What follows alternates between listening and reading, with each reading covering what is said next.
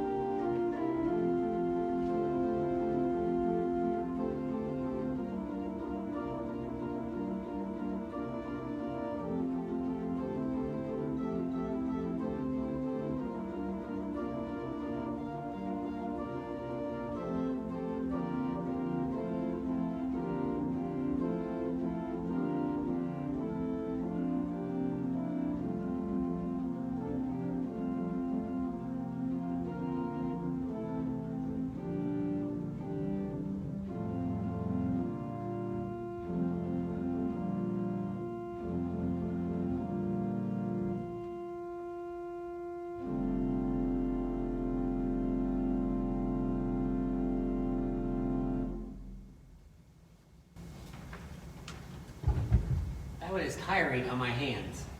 The thumb just keeps moving in the left hand, so the 6 pages of thumbs doing eighth notes back and forth.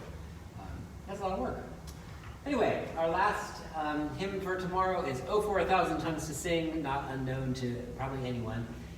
This is a trivia moment for you. So this is actually the last hymn in our worship book in the hymn section. So there are a couple of hymns that follow, songs that follow later, but they're actually national songs. They're not hymns. So this is the last of our hymns. It's another Charles Wesley hymn of praise, and we've talked about Charles Wesley before. And the original hymn, as is many of these hymns, had 18 stanzas. And actually, the song that we sing starts with stanza 7, and that's pretty universal. That's where the "Oh, for a Thousand Tongues to Sing" actually occurs, is stanza 7. So it starts at 7 and goes 7, 8, 9, and then some combination there to the end. The tune is actually an arrangement of something that the composer had heard on a trip to Europe, so it wasn't totally a new creation. Its name, Asmon, comes from the book of Numbers. It was a biblical reference to that, which was referenced in there.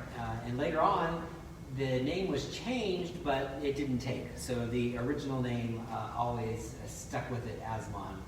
And so this is "Oh, for a Thousand Tongues to Sing." This is an original composition by David Sherwin, and it has a sort of a plodding, you kind of feel like the weight of those 1,000 tongues is in this as it just moves right along and goes through. So, "Oh, for a Thousand Tongues to Sing."